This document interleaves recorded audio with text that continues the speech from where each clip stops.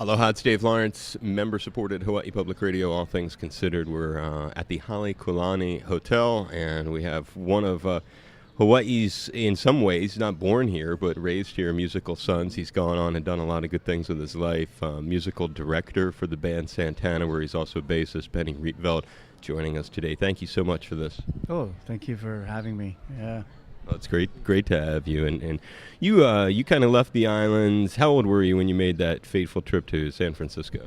1983, so that means I was 24. 24 years old, and was the gig with Sheila E. It was around the time of Prince's Purple Rain. Was that your first major gig after leaving Hawaii? Yes, yes, it was. Yeah. And how did you land it? I was actually playing next door with this guy named Ray Obiedo, who's a phenomenal, guitarist, jazz composer. Used to play with Herbie Hancock, the whole nine. And I played in his bands, and we were rehearsing at his apartment. And next door, Sheila was visiting her friend, I think, who lived next door, and. It's like, oh no, wait. No, that was, sorry. She actually came to a gig that we were playing at Earl's Solano Club in Albany. And she sat in and she played drums and she was phenomenal. And it was like, we had a great, hookup. And then, so she asked, hey, you want to join my band? And who were you playing with? I was playing with Ray Obiedo, yeah. He had a cool band called Rhythmist 21. And we played every Friday at Earl's Solano Club. So she knew him. Yeah, because they're all really true Bay Area musician friends. Her dad, Pete Escovedo, they're like a musical lineage there. Really, very, very strong musical heritage there. And anyway, so yeah, she said, "Oh, you want to play?" I went, "Yeah." I didn't actually know that it was going to be any of that, the dance stuff, the pop stuff, because I was so unaware of, stuff. So she, I thought we were going to be playing, this fusion stuff that we were doing, and then she sent me the album and it was all this pop stuff and we had to dance and I didn't know how to dance and, I still don't. But was that part of the gig? Everybody's got to dance. Yeah, there were all these dance moves. Every song was completely choreographed. So for me, not having much of a experience doing that kind of presentation. No. So it was funny. You can ask any of the other band members. It was really funny. So, but we got through it. I got through it somehow, and I learned a lot. And Sheila was still phenomenal, even in her role as a pop star. She brought at least musicality to it. And our arrangements were really intricate sometimes. And she still played her butt off on timbales, so I'm sensing that's some of what you learned out of the gig with her. Yeah, I learned sort of how to do the four corners dance, but also more importantly, it was the beginning of being exposed to, how to meld musicality with the showmanship, And then, being on the Purple Rain tour, then I saw Prince every night practically. It was like double dose of that sort of level. Well, yeah, that guy, he completely was master. So, so it was like it was a big, great experience, actually. Was it recording or on the road first with her? It was on the road first because she had already done the album, and it was all Prince, mostly Prince. So, so it was just. Hey, I need a band. Okay. And it was the Purple Rain tour? No, we did our own little tour before that, and then she started taking off, and then she was added on to the tour. I think that's how it happened. So your recollection of that coming along, because that has to be a serious next step with the thing with Sheila. Do you remember when the tour opportunity to do the Purple Rain thing? Because that had to be, you're working with her, that's huge, but then that takes it to a whole another level. Yeah, it was. Well, just even being in a band like that in the first place was completely new. And then, as you say, on top of that, it was kind of a high-pressure situation. For a lot of fun situation. That's how you look at it, really. No, I don't know. The only pressure was just getting the dance moves right, really. I guess that's what I mean. For me, that'd be kind of a frightening thing. It was crazy. And then, of course, the wardrobe malfunctions that happened. That was kind of weird. Um, Like what? well, like my pants splitting, and I didn't. But luckily it was only at the New Orleans Superdome, and it was only they split. It split right at the crotch, and I wasn't wearing any underwear at the time, so I noticed that hey, it feels kind of breezy down there. Felt like Lenny Kravitz for a moment. Yeah, even before that. And luckily we had wireless instruments, so I could kind of gingerly hop off stage, dance. And I was still playing, and the rest of the band members were going like, "Where's Benny?" And I was on the side in the little wardrobe tent. Where they can take care of such things quickly. Yeah, they had a wardrobe girl, Fiona, and she was taking off my pants while I was playing. And she was like, "Oh, God, this is awful." That's why they call it show business. Yeah, but I mean, it was great. It was all great fun. But best memory or most endearing memory, because I know you told me on the phone you didn't spend a ton of time with Prince, but obviously getting to do the Purple Rain tour, getting some of these other experiences as a member of Sheila E's band, there has to be something that either sticks out as like touching or something that you learned from him, but or is just a real personal story that you'd like to look back on and go, man, I still can't believe I did that with Prince. I think that just watching him work, was really for that age where I was at in Headspace. I had never seen anybody work on that high level. Pushing themselves. Well, high level and also high level of instinct and expertise in like a multitude of things, stagecraft and their musicality and all this stuff, combining that. And it was really a wake-up call, but he kept to himself a lot. So sometimes, and you could tell that some things are really near and dear to his heart, like he was talking about soundtracks for his films, and I guess he kind of felt a little bit bad about giving that up to someone else, for his first film, Purple Rain, so he said, next one I'm going to do the soundtrack myself, because he has specific ideas how things should go, and so that was an interesting moment for me. The cat had a lot of vision, and that makes total sense that he would not want to hand off any control like that to somebody else. That's not unreasonable considering him. What brings you, it's from Prince to Miles. You told some of that story earlier, but for the sake of continuity and because it's a pretty remarkable series. Say again. By the way, is it okay that I'm drinking? Of course it is. It would be if we were on the radio in the studio, I could not drink by FCC laws, but you can drink. No, I mean, yeah, I suddenly thought, everybody's so politically correct these days. I don't know what is wrong or right anymore. I think you're in the safe, but he's a conscientious, concerned citizen. Anyway, the story. The story of what?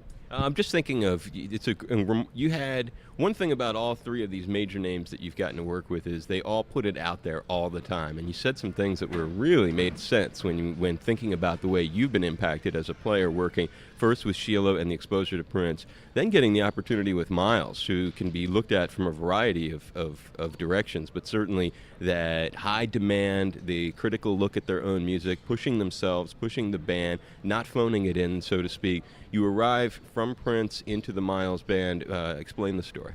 Yeah. Well, I had already left Sheila's, ensemble, and I was working in San Francisco and having a good time.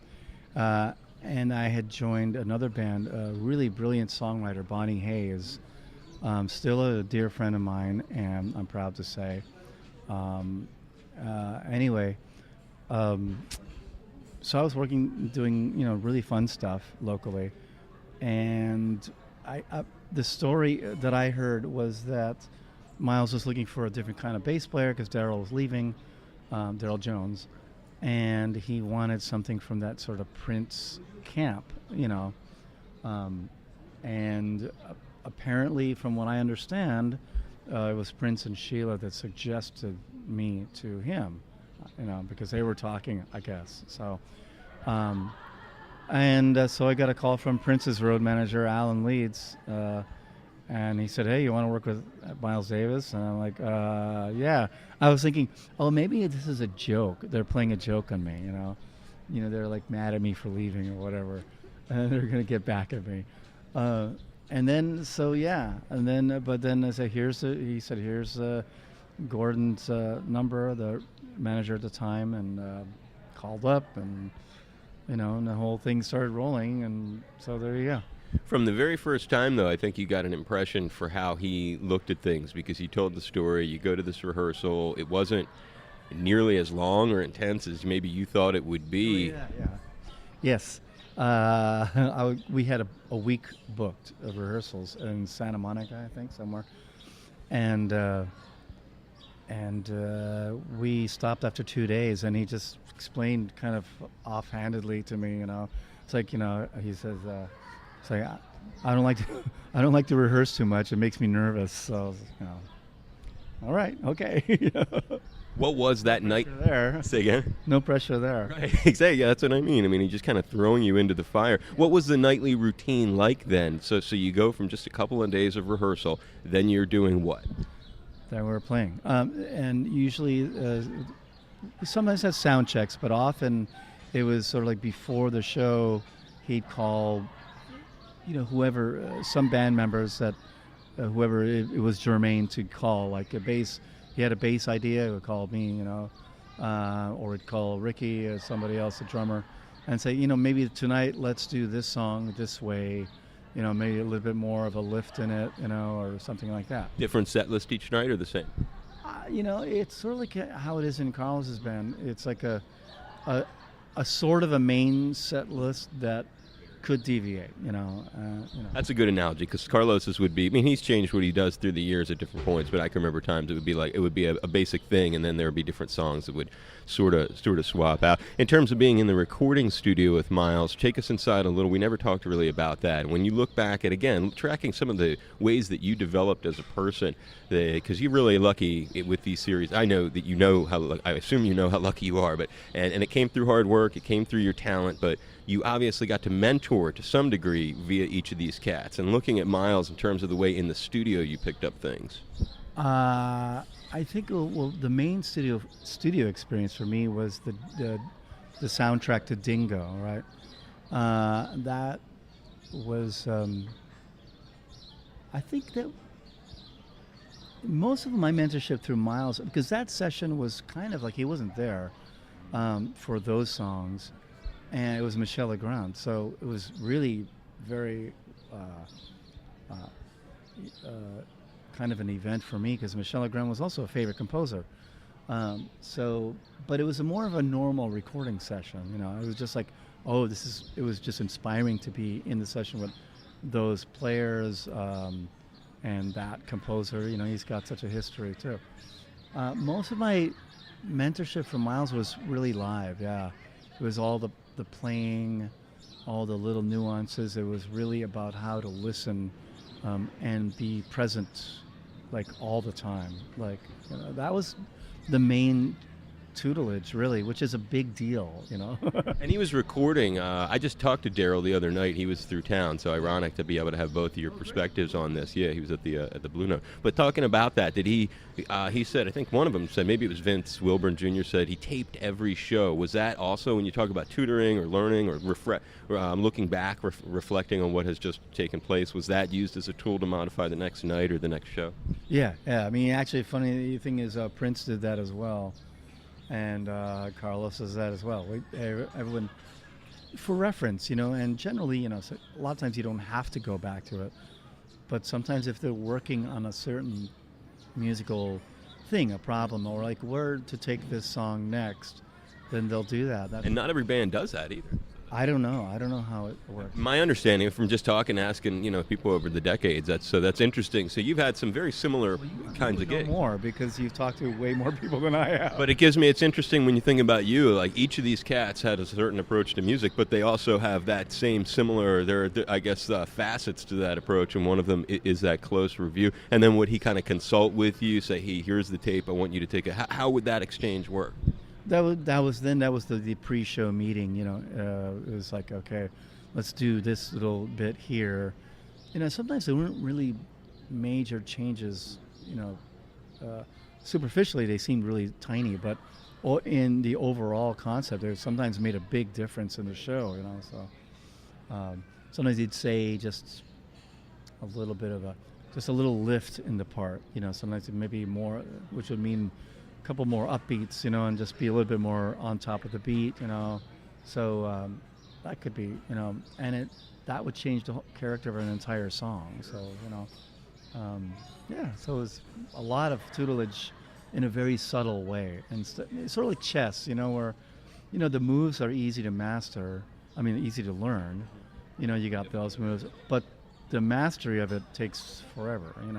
On a personal level, were there things about spirituality, how to live life, hardships and getting through them, or just dealing with what can be a really nasty business that we're in? Were there moments like that with him where you can point back to and think those were invaluable moments with him because he shared with me a struggle he had gone through, or a struggle we're sharing, and a route to a solution?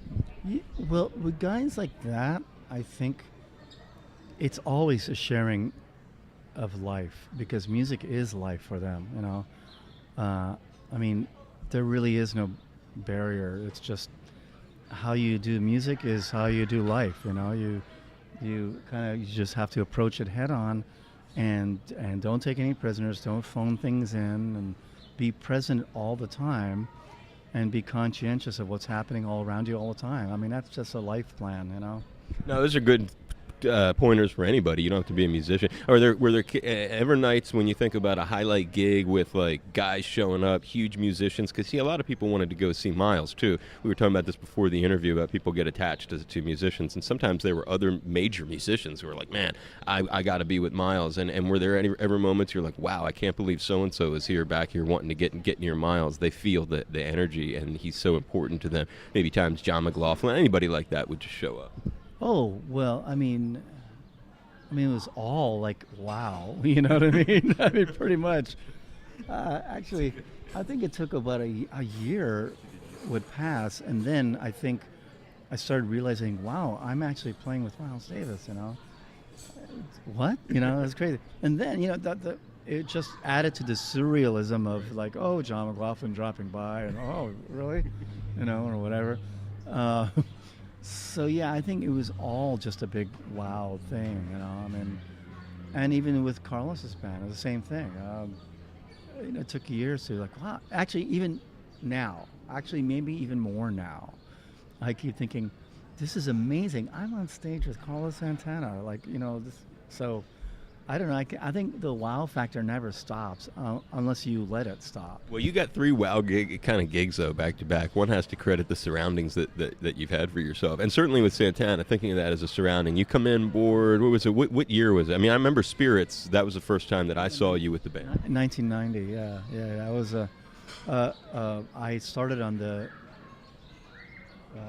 Spirits Dancing in the Flesh, that album. A couple of songs, I think. And I mean, it's just been a wow thing ever since.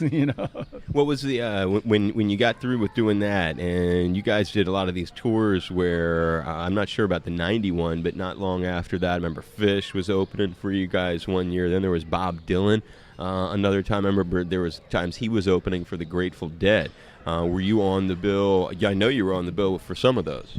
Yeah, I remember the Dylan thing very well, because it was also. The Wailers with some son of Bob Marley's or something, not Ziggy Marley, it was somebody else, and I remember, I don't know, but I remember that. I remember because Family Man had this guy that would just like a bass tech or whatever, and when he would nod, and Family Man, by the way, is the bass player for about. I just want to point that out. And also that as a bass player, if anybody wants to learn reggae at all, it's the guy. That is the person to listen to, and that's all you need to listen to. Okay. So Family Man would nod to somebody off stage, and the guy would come with a spliff the size of my arm, or like, I couldn't even look at that and not get high. So, but that was just that zone. It was just so perfect. Anyway, so that's my memory of that Bob Dylan tour. You get to hang with Bob at all? No, I mean, I think I said hi to him once. He was really reclusive at the time, and he only hung with Carlos because he felt safe with them, I guess. And that's a fascinating combination. Those two guys. Yeah, you'll have to ask him about that. I don't know. Right. No, that probably isn't going to happen. But the Carlos also doing these gigs. Were you there when he opened for the Grateful Dead? Yes. Yeah, we did UNLV. I remember because I almost got dragged off by the cops because I was trying to get. I was looking at their set, or somebody's set, and I was going back to the trailers where we were hanging out, but I didn't have my credential laminate thing, and they were like, I said, no, but I'm in the band, really, and I just, was saying that, and then I didn't even realize how like bogus it sounds. I'm in the band, some weird looking guy, and so they were actually literally dragging me off, and if I hadn't seen like the roadman, Kevin at the time, I was like, could you tell them, as I'm being dragged off, and they were like, hey, so yeah, it's always a comedy. But any interaction with them, or were those gigs stand out? I mean, Carlos really had a special relationship, it seemed, with them. I don't know. Maybe just because they were from the same era in the Bay Area, and that was before my time, So yeah, I mean, I don't remember. I just remember talking to some of them sometimes, but. You do the Beck tour from '95? No, I didn't do that. I was on. So you came and went for some of those years. No, just for there was this one period I was gone for about 4 years. Yeah. And did you have the musical director role throughout the whole time? No. Talk about getting that and how that kind of what that involves as part of what you're paid to do as part of Santana's band. Well, first of all, musical director is kind of a misnomer in this case, I believe, because really the musical director is Carlos. You know what I mean? That's why I have the question. Well, so he one day, it was a couple of years ago, he just decided that I think it just because I'm the bass player, and as I like to joke, half seriously, bass players don't have a lot to think about, so. And also, I have probably the best memory in the band, so so it just occurred to him that let's just designate one guy to, direct traffic in case things kind of go awry.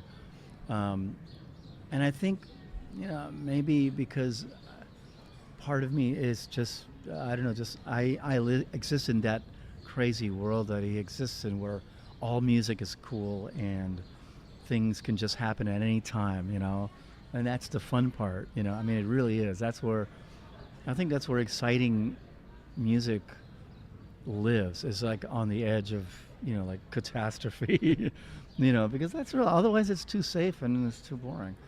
And so I think maybe he noticed that I seem to be comfortable with that, I don't know, but it's certainly not because I'm a better musician than anybody, because they're actually way better at their instruments than I am at mine.